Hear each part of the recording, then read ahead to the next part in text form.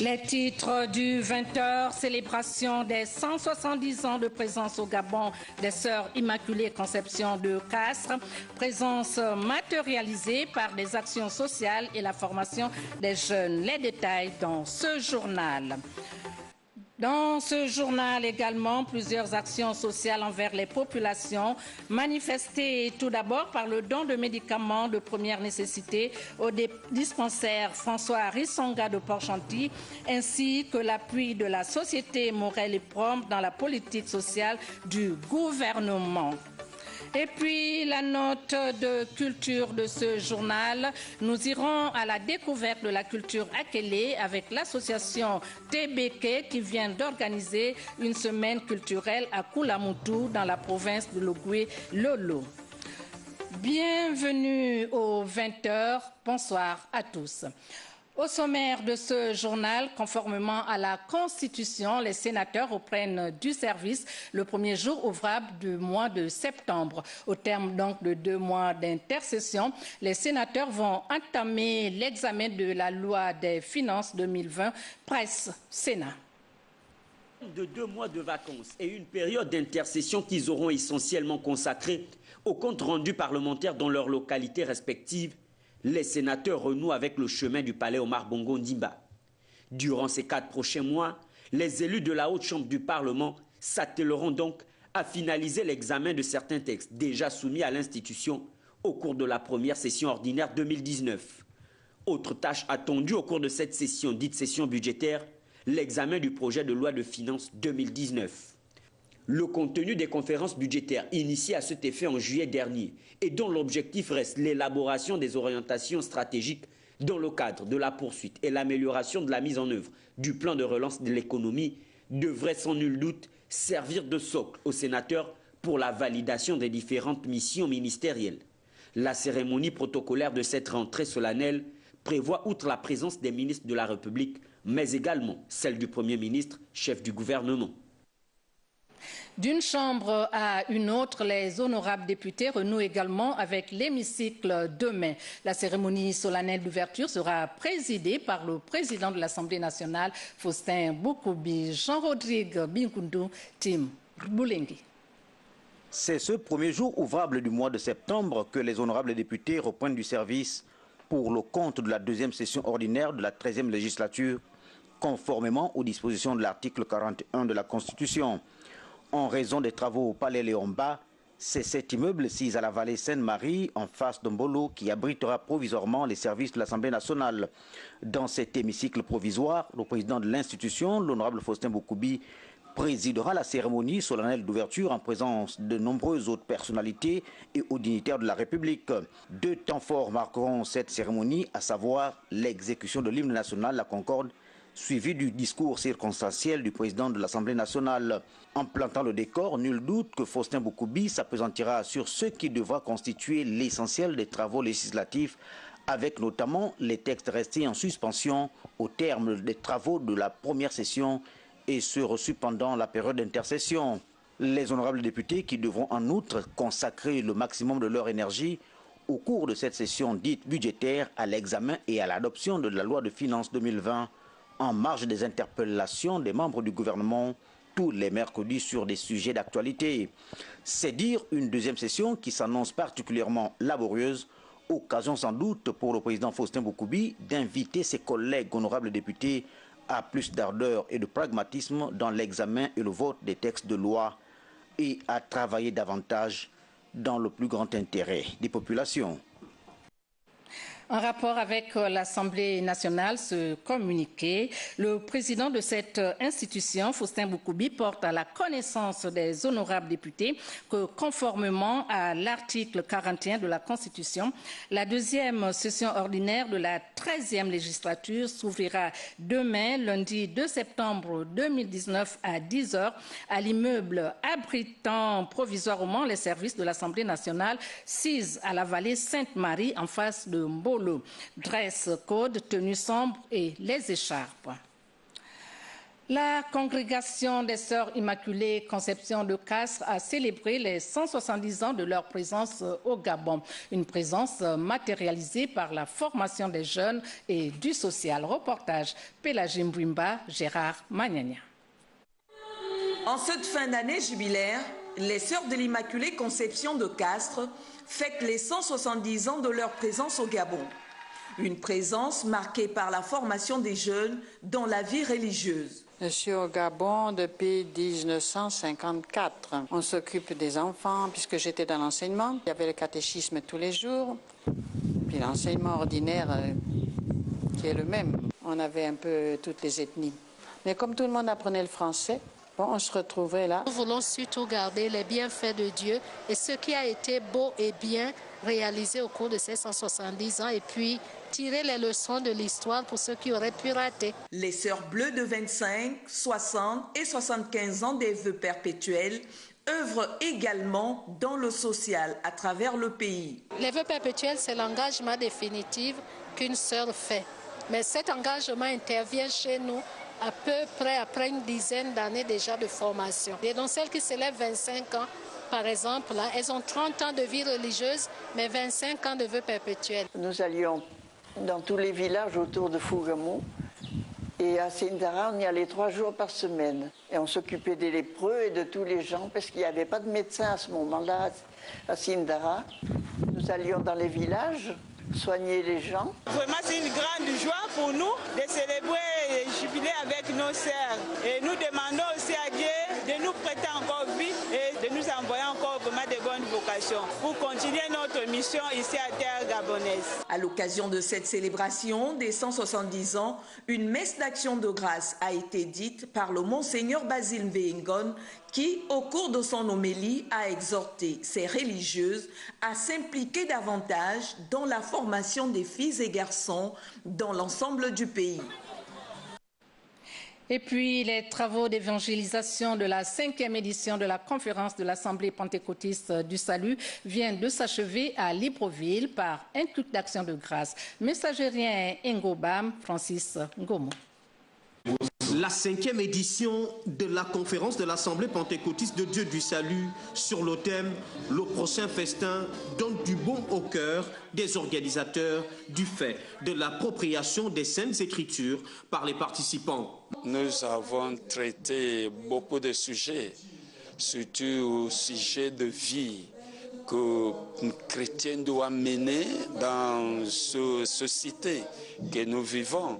Et nous voyons beaucoup de choses qui détruisaient les âmes, par exemple se comparer aux unes aux autres. Il n'est pas bon que l'homme se fait la comparaison. Nous avons vu aussi la compétition et c'était un programme riche. Et Dieu avait tellement utilisé des hommes, des dieux qui sont avec moi présents pour pouvoir enseigner son peuple. Avec pour objectif de sortir les chrétiens de la passivité, ce rendez-vous annuel voit la participation des leaders religieux à l'échelle nationale. Le peuple était bien béni. Et ils sont vraiment aussi dans la joie. Il y a beaucoup de témoignages qui sont en train de couler à ce moment que Dieu vous parle. Et nous-mêmes, les hommes de Dieu qui ont intervenu pendant ce moment, nous sommes dans la joie et avec beaucoup de témoignages. Vous savez, quand le peuple connaît la vérité va les affranchir. Et nous sommes dans ce temps au Gabon, là où nous devons montrer les hommes la vérité de l'évangile. Une victoire de plus sur le découragement de certains chrétiens à l'appréciation du Très-Haut. L'actualité en province, d'abord dans le Haut-Ogooué, où le gouverneur de province est en tournée d'installation des nouveaux préfets. Il s'est rendu successivement à Onga, Aboumi et Okonja. Le point de ces différentes étapes avec Jacob Moukwangui et Aimé Joël Adjavi. Onga, chef-lieu du département de la Djoué, le nouvel administrateur est arrivé. Fruit du Conseil des ministres en sa séance du 1er août 2019, Léon Antila, c'est bien lui qui a désormais la lourde mission de relayer l'action gouvernementale dans cette région qu'Éric Ngunga quitte après 9 ans, 10 mois et 15 jours pour le département de Baïbekelo à Aboumi. À Okonja, c'est François Rompata, ancien locataire de la préfecture de l'Ekoko, qui a succédé à Michel Zoma. rituel d'installation accompli par le gouverneur Elanzondo. À tous ces hommes d'une expérience certaine, un petit rappel des règles de bonne loi était plus que nécessaire. Mesdames et messieurs, l'administration a ceci de particulier, qu'elle demeure au-delà des hommes qui en incarnent les fonctions ou les postes. Mais je ne suis qu'un soldat au service du chef. Je ne suis qu'un fonctionnaire appelé à servir partout où le devoir m'appelle. On ne vient pas sur terre pour accompagner les autres, on vient marquer son passage. On ne vient pas occuper une fonction pour croiser les mains, on vient bouger les lignes. Car chacun de nous doit pouvoir écrire son histoire. Les promis ont dit ne ménager aucun effort pour cette confiance. Ngoni, Lekoni, Bongoville, Bakumba, Mwanda et Mounana font partie du calendrier de cette tournée d'installation de nouveaux personnels de commandement dans le Haut-Ogooué au sud-est du pays. Toujours dans la province de Haut-Ogooué, dans le cadre de l'opération d'identification des taxis dans la commune de Franceville, le maire a officiellement remis des vignettes au trésorier provincial qui, à son tour, les remettra aux transporteurs urbains. Jean-Romano Luba, Fabrice Lembumba. C'est en application de la loi organique numéro 1/2014 du 15 juin 2015 relative à la décentralisation que l'édile de la commune de Franceville a remis 315 vignettes au trésorier provincial du Haut-Ogooué, Tim Rodolphe Undi. Les propriétaires et chauffeurs de véhicules de transport urbain et interurbain devront se rendre au trésor public et non plus comme auparavant à la mairie centrale pour se conformer aux règles de procédure pour se mettre à l'abri de toute pénalité. Les taximans doivent comprendre que sur ces numéros de portière, il est bien écrit Franceville, ville propre, c'est notre ville. Ils doivent se mettre en règle. Et quand on vit dans une ville, quand on exploite des activités, on n'a pas seulement que des droits, on a des devoirs vis-à-vis des autres. Et ça concourt aussi à l'embellissement de la ville.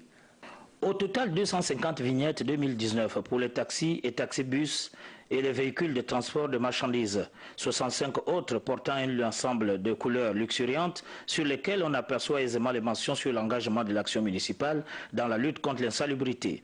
Consciente que certaines réticences seront enregistrées pour le retrait de ces numéros de portière, la mairie de Franceville va mener dans moins de mois des opérations de contrôle comme l'ont confirmé les adjoints au maire Jules Ferrin Dounou-Guandjila et Jean-Claude Sendje. Du côté de Port-Gentil, le dispensaire François Rissanga au quartier Château vient de recevoir un don de médicaments de première nécessité. Un acte de bienfaisance du ministre Jean-Fidèle Otando. Guy Frey Ndanobien, Lucien Barreau-Manqué. Longtemps dépourvu des médicaments, le dispensaire Rissanga François au quartier Château, dans le 2e arrondissement de Port-Gentil, reçoit des médicaments de première nécessité de la part de Jean-Fidèle Otando, une dotation qui permettra d'effectuer les premiers soins. On n'est pas arrivé les vides. Nous sommes arrivés avec quelques produits de première nécessité. Là, je vois du paracétamol. Nous avons tous parfois des maux de tête. Je vois un peu ici un tensiomètre. Non, ça c'est un thermomètre pour prendre un peu de la température. N'est-ce pas? Donc, j'ai le plaisir de vous offrir un peu ces médicaments de première nécessité. Faites-en bon usage. Allez. Merci. Je vous en prie, monsieur. Nous sommes très heureux, très contents de ce don et on va faire en sorte que la population en profite et aider tout le monde aussi possible que possible. Une visite des chantiers de réhabilitation des routes au quartier Transfo et au carrefour Lazarette, lancés il y a quelques mois, ont permis à Jean-Fidèle Otando de constater l'avancement de ces travaux de voirie qui, dans l'ensemble, vont bon train. Tout un investissement et une implication qui ont pour but le bien-être des populations. Et puis, 10 ans d'exploitation du champ Onal par Morel et Prom, l'occasion de revenir sur la politique sociale en matière d'amélioration des conditions de vie des populations rurales de cette campagne. Lariska Laure Mamengi, Bertin Ossara. Le gisement d'Onal couvre une superficie de 13 km². Il est situé dans le permis Ezanga et a été découvert en avril 1991. Il est le principal actif producteur de Morel et Prom Gabon. Au-delà de ses obligations contractuelles, Morel et Prom Gabon vient en appui à la politique sociale du gouvernement, conformément à son rôle d'entreprise citoyenne. Cette assistance, telle que l'amélioration de l'approvisionnement des populations en eau potable, l'électrification des villages, la création d'emplois des jeunes ressortissants du canton des Lacs du Sud. Dans le domaine de la santé, au nombre des dons apportés pour l'hôpital régional Georges Rawiri de Lambaréné, dans le cadre de la commémoration des 10 ans de l'exploitation du champ Onal, les couveuses seront d'une grande utilité au regard de la forte demande. Morel et Prom nous soulage beaucoup et va nous aider aussi pour la meilleure prise en charge de nos patients. Un impact social visible, mais qui n'est pas un cas isolé pour Christian Blaise Goubdje, administrateur général adjoint de Morel et Prom. Retour dans la province de l'Estuaire, le nouveau secrétaire communal PDG de Ntoum, Randy Ekwara, fêté par les siens. L'occasion pour la population du premier arrondissement de Ntoum de remercier le distingué camarade Ali Bongo Ondimba. Octavie G arrive, Yolande Domvé, Guy Franklin Mangenga.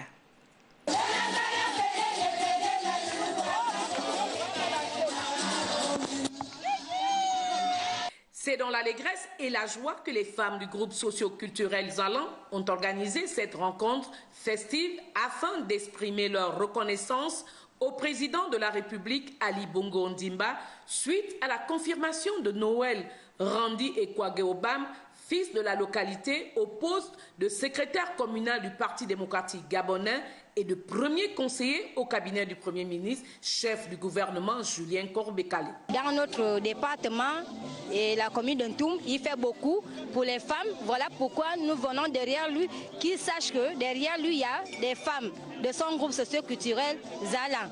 Zalan, c'est un groupe socio-culturel qui fait partie de 2 sites. Le premier site, c'est dans la commune de Ntoum et le deuxième site, c'est dans le canton Baie, dans le département. Donc, ce rassemblement qui forme le groupe Zalan, c'est un groupe de femmes. Les femmes ne sont pas venues les mains vides. En bonne mère, elles ont apporté de nombreux présents à leurs responsables qui se distinguent au quotidien par des actions louables sur le terrain. Ému par cette marque d'attention, le président de ce groupe a eu ces quelques mots. C'est un groupe qui a été créé pour magnifier l'action du chef de l'État, Ali Bongo Ondimba, et de marquer de manière indélébile la présence du PDG dans la commune de Ntoum.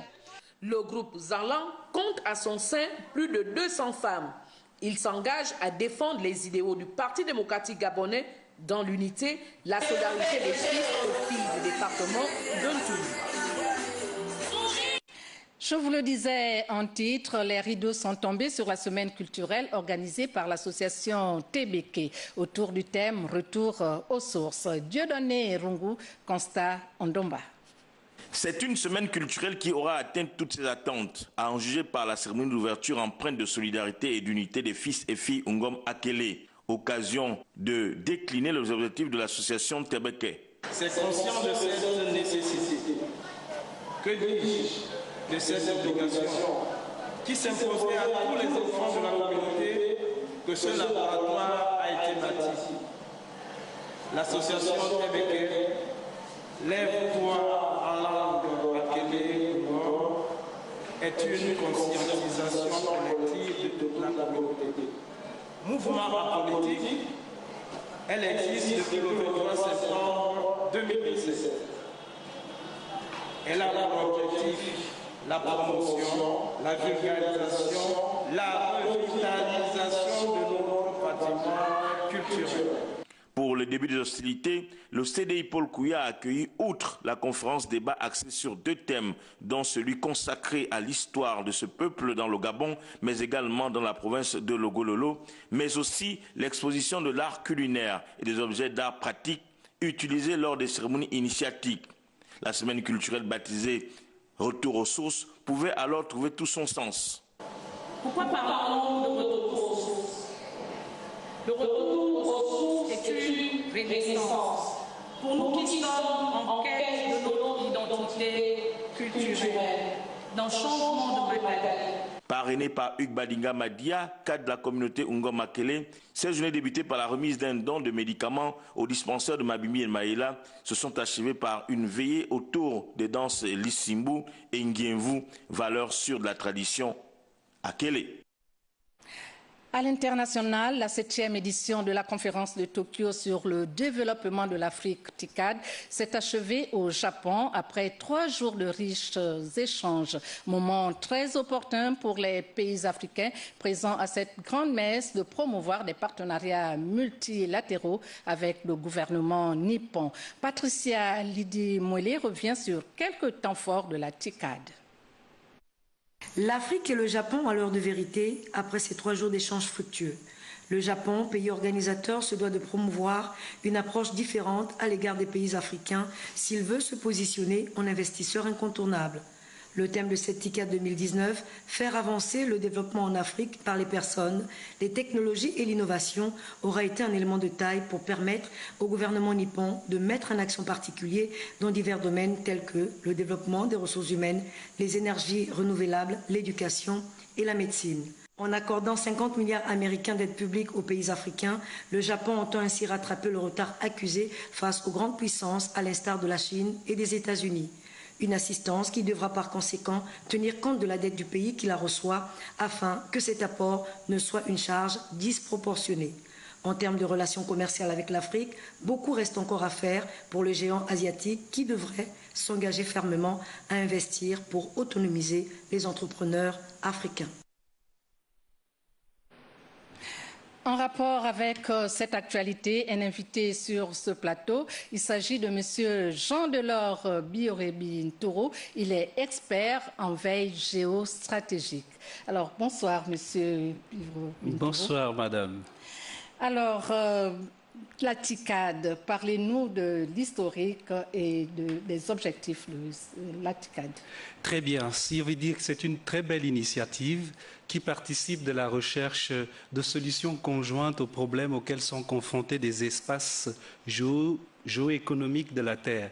Il s'agit donc d'une initiative japonaise qui a consisté à rassembler tous les leaders du monde entier autour des questions d'urgence qui touchent l'Afrique et jusqu'à présent l'initiative ayant démarré en 1993 et depuis 1993 les réflexions s'articulent autour de 3 grandes thématiques, à savoir l'économie, donc tout ce qui est question de développement, tout ce qui est question de lutte contre la pauvreté et tout ce qui concerne la résolution des conflits, car vous savez qu'en 1993, la moitié du continent africain était confrontée à des conflits armés intenses et qui ont bloqué longtemps durant son développement. Alors, quel objectif vise-t-elle ? Alors, l'objectif, c'est promouvoir justement les préoccupations africaines au niveau mondial. Donc, c'est une instance qui est donnée aux dirigeants africains de venir exposer les préoccupations qui concernent leur pays, pris de manière individuelle.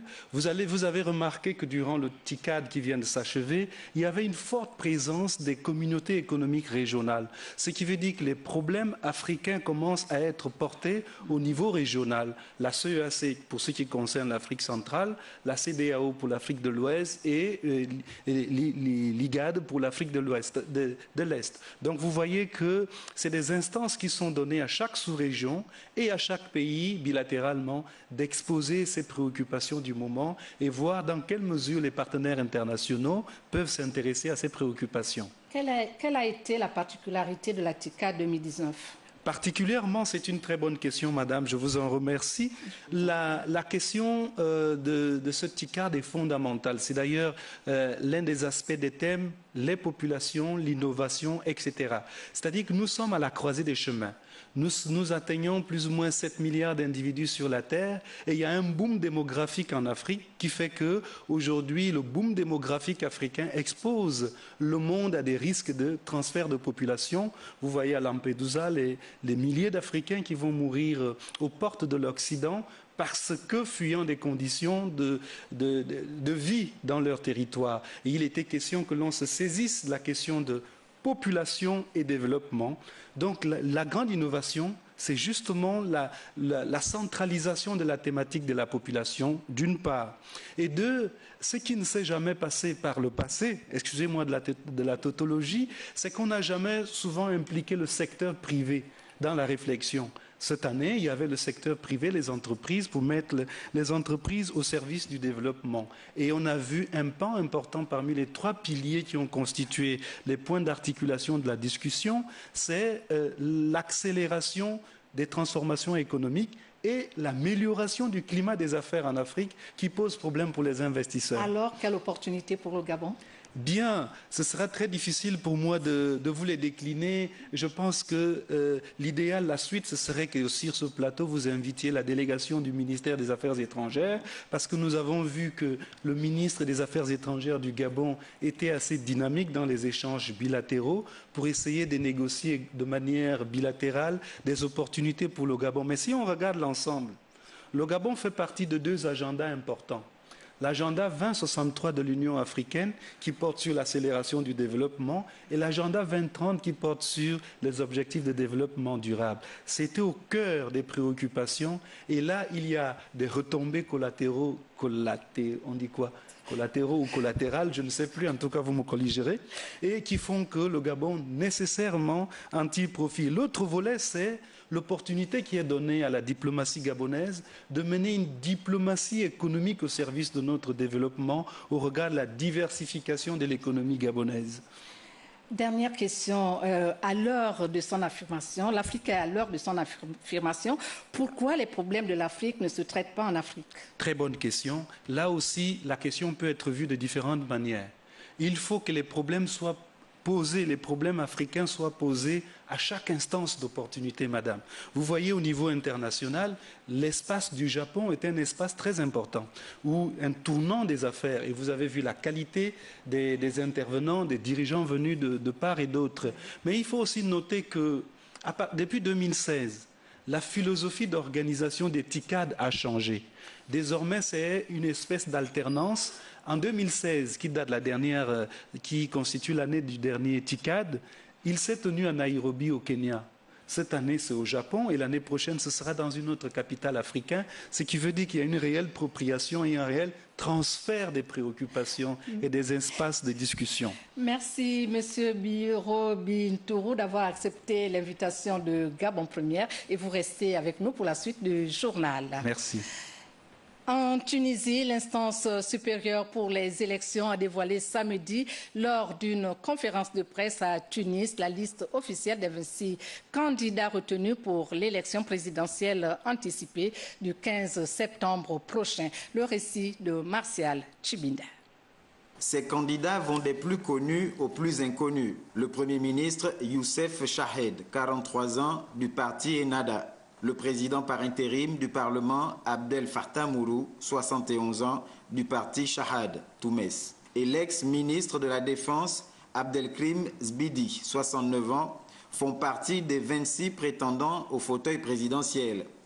2 femmes sont également dans la course. Il s'agit de l'ancienne ministre du Tourisme, Salma Eloumi, et d'Abir Moussi, présidente du parti Destouriens Libres. Tant qu'il n'y a pas de décision légale qui empêche quelqu'un de se présenter aux élections présidentielles, il a le droit de le faire. Et nous avons 26 candidats qui jouissent de tous leurs droits pour se présenter à la présidence. Leurs noms ont été ajoutés à la liste primaire. Nous annonçons aujourd'hui qu'ils sont définitivement candidats à l'élection présidentielle, a affirmé Nabil Bafoun, président de l'ISI, l'instance supérieure indépendante pour les élections. Une palette de choix pour les Tunisiens qui devront élire un nouveau président pour succéder à Béji Caïd Essebsi, décédé en fin juillet à 92 ans. La campagne électorale, initialement prévue pour 2 semaines, débutera lundi prochain.